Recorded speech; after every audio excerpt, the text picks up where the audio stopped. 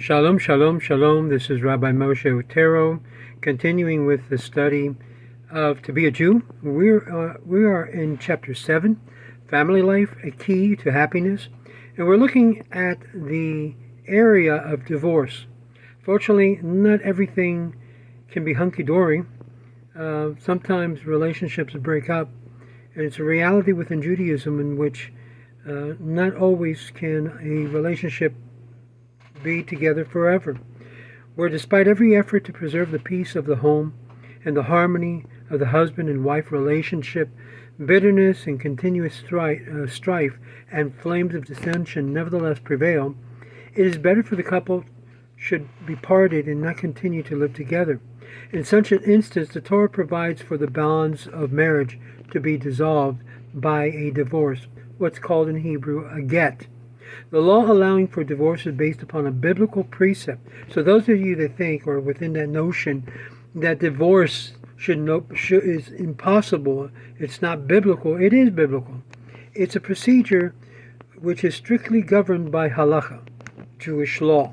The Hebrew term for divorce is get, G-E-T, which is really giving a letter to the wife that she is now divorced or separated, or completely no longer there is a relationship or obligation to continue.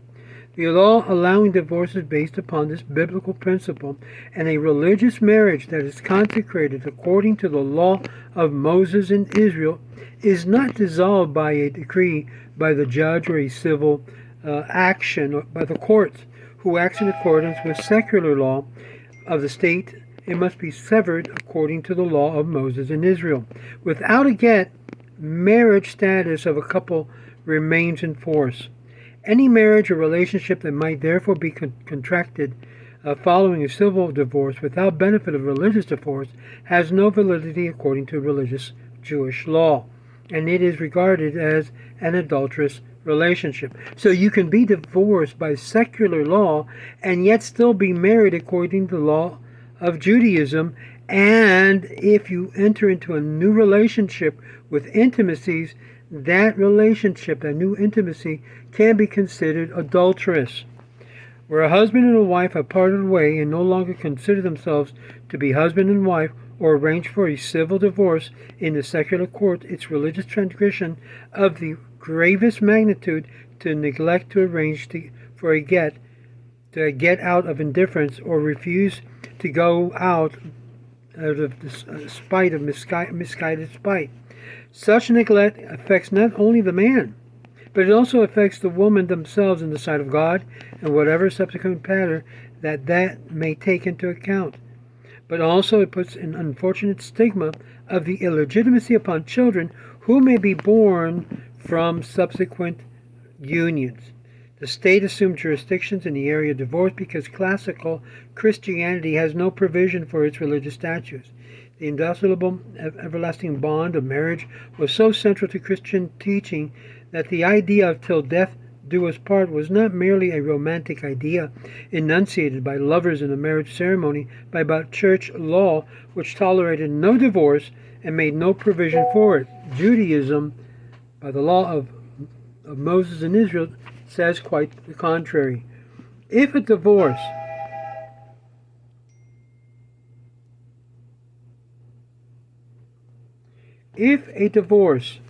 is the only solution to the unhappiness of a relationship, then it should be complete divorce, properly carried out and recognized in the sight of God under the precepts of faith under which the marriage was first consecrated.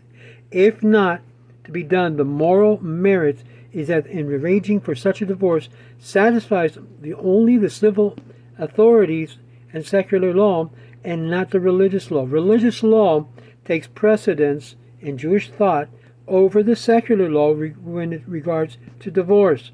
Many people file a requirement in the civil law that by issuing out the civil divorce, that the husband will also consent prior to a religious divorce.